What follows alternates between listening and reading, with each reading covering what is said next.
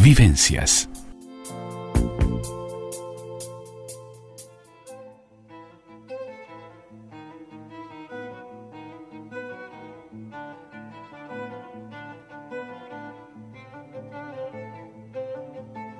Mano a mano y sin diván. La columna de Jorge Schneiderman en Vivencias.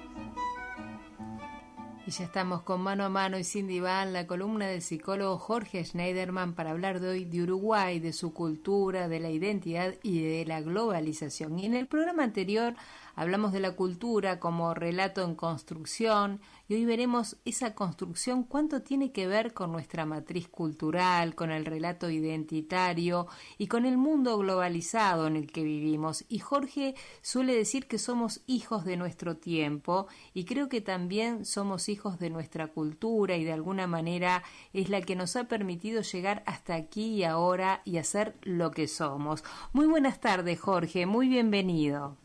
Muchísimas gracias, Andrea.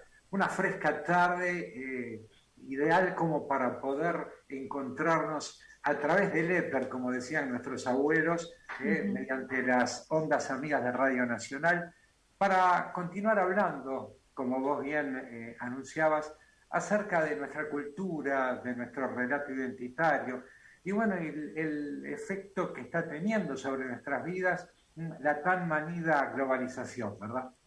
Claro que sí, Jorge. Y empezamos, o sea, dejamos el tema para los oyentes que nos siguieron en tu columna anterior, comenzado de alguna manera, ¿no? Hablando de esta cultura como parte de lo que somos, de esa construcción, ¿no? Que creo que tiene que ver con esto que vas a hablar hoy. En el caso de Uruguay somos una mezcla de inmigrantes, de culturas, y a todo esto tenemos que agregar que con el transcurso de los años, en el avance en la tecnología, ha llevado a este proceso, como bien decís vos, de globalización que va a sumar bien a mal. ¿Qué pasa con todo esto? A ver. Bueno, Andrea, es un tema amplísimo, por lo tanto, por supuesto, debimos hoy continuar, ¿no? Nos propusimos continuar hablando de esto porque es inabarcable y es apasionante a la vez, ¿no? Bueno, como hemos señalado en la entrega anterior de Mano a mano y sin diván, tanto la cultura como la identidad no se sustancian en un constructo rígido, ni estático, monolítico e inalterable al tiempo y su incesante devenir, por supuesto. Se trata entonces de un relato en permanente construcción, como puntualizábamos el martes pasado, a la vez vertebrador y articulador de memorias, de desmemorias, de tradiciones, de mitos e historias funcionales a la consolidación, como solemos decir, de una mística de nosotros, Andrea. Y en efecto, no se trata de una suerte de caja negra o inventario, en fin, aglutinador de una preceptiva, no sé, rectora y codificante relativa a una concepción esencialista, nada por el estilo. No hablamos de una esencia nacional, sino de una narrativa, de un relato identitario. Hablamos de algo que está en permanente construcción, ¿verdad? Y que, bueno, y que debe avenirse a los naturales procesos transformacionales que van forjando nuestra identidad individual y colectiva en tanto, digamos, proceso inherente a nuestra condición de seres sociales, ¿verdad? Entonces, creo que asimismo en la configuración de nuestro relato identitario individual convergen, por supuesto, multiplicidad de identidades como, digamos, la etaria, la identidad de género, religiosa, ideológica, político-partidaria, etc. Creo que al respecto, en cuanto a estas concepciones de la identidad, creo que uno de los elementos que mejor, una de las acepciones o explicaciones que mejor sintetiza lo que acabamos de expresar es justamente lo que nos dice la Real Academia Española, ¿no? En tanto, cuando hablamos de identidad, hablamos de un conjunto de rasgos propios de un individuo o de una colectividad que los caracterizan frente a los demás, ¿no? Claro. Entonces, en cuanto a nuestro país, hablamos de la multiculturalidad, hablamos de esas puertas abiertas hacia el mundo, y si bien es dable realzar precisamente la tradicional apertura uruguaya hacia políticas migratorias que matrizaron el carácter multicultural nacional, creo que hay algunos escotomas, ¿no? Hay algunos puntos ciegos que bien vale recordarlos porque también constituyen parte de nuestro relato identitario, valiéndonos de aquella concepción que manejamos el otro día, de que la historia no se escribe de una sola vez y para siempre. Jorge, perdón, ¿a qué te referís con puntos ciegos? Me gustaría que nos expliques eso. Está. Muy, muy a nuestro pesar, los últimos descendientes de los pueblos originarios fueron literalmente masacrados en los albores de la vida institucional uruguaya, luego de haber luchado codo con codo junto a José Gervasio Artigas, ¿no? Uh-huh. Infaustamente, el grueso de la nación charrúa fue exterminado en 1831 en Salsipuedes, en tanto los pocos que lograron sobrevivir fueron deplorablemente traficados cual mercancía y trasladados a Francia para ser exhibidos como piezas exóticas. Paradójicamente, como es sabido por todos, alguien tuvo la errática y trasnochada idea de denominar alguna vez al Estadio Charrúa, ese escenario deportivo emplazado en el mismísimo corazón del Parque Rivera, digamos, de una manera totalmente ilógica, como si en México a alguien se le hubiera ocurrido construir el Estadio Azteca en un parque llamado Hernán Cortés, ¿no? O sea, hay puntos ciegos, y creo que lo bueno es revisar la historia y no quedarnos como parafraseando aquella excelente película argentina, con la historia oficial, ¿no? Eso también hace al relato, a la narrativa identitaria. El doctor Carlos Maggi decía que también forma parte de la identidad de los pueblos el tener muchas cosas para olvidar, ¿no? Y creo que en tal sentido, estos episodios como el que acabo de relatar, evidentemente, si bien son para el olvido, a la hora de poder construir nuestro relato, de poder avanzar de cara a la verdad y no confundirnos en esa nebulosa de idealización que a veces acompaña al relato identitario de los pueblos, bueno, es bueno traerlos de repente a nuestra columna y a todos aquellos espacios donde podemos, en definitiva, aludir a lo que es el concepto de identidad nacional. Claro. Jorge, esta identidad, este relato identitario, evidentemente con el transcurso de los años y con el avance de las nuevas tecnologías, tanto sobre todo en las comunicaciones, ha llevado a que todos estemos conectados, hiperconectados, en un mundo globalizado en el que la cultura de alguna manera también trasciende las fronteras. ¿Qué pasa con el relato identitario en este caso?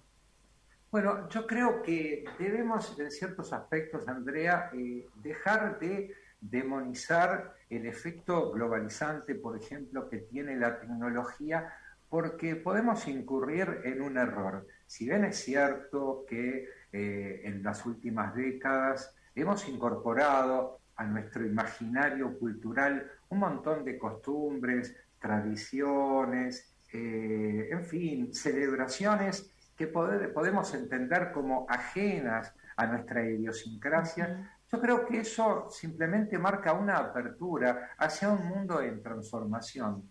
Y tendríamos que ver también el ida y vuelta que se genera en este fenómeno, y que es que también gracias a la tecnología y gracias a la globalización, muchas de nuestras tradiciones, de nuestras costumbres, también están, digamos, al alcance de otras culturas. Hoy por hoy hay gente que toma mate en países que impensables en otros tiempos. Hay lugares donde uno puede ir a una parrillada en los Estados Unidos, en Francia, en España, y comer cortes uruguayos y platos uruguayos. Hay una apertura también hacia la cultura, nuestros autores, nuestros artistas, nuestros grandes creadores se han ganado un lugar en el mundo merced justamente a esta globalización, que como siempre solemos decir, habrá de ser siempre lo que hagamos con ella.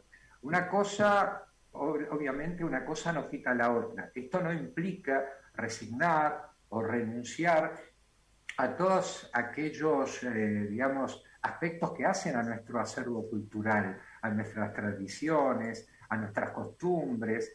Yo creo que debemos salir siempre en defensa de la preservación de todos esos valores, de todo ese cúmulo de elementos que han sido justamente producto de más de 200 años de construcción.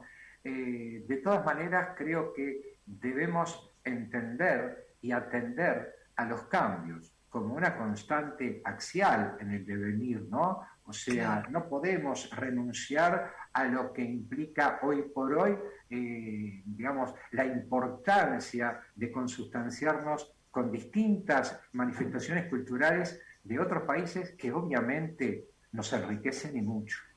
Jorge, respecto a esto que estás diciendo, hoy por hoy es muy común que los jóvenes, luego de terminar sus estudios a nivel universitario, hagan especializaciones en distintas partes del mundo y muchas veces son años que llevan de experiencia, se quedan en otros países y luego retoman. También creo que esto te va a tocar personalmente porque sé que has vivido fuera de nuestro país varios años. ¿Cómo influye el irnos de nuestro país y vivir, estudiar en otro país y luego regresar? ¿Cómo influye en ese relato identitario?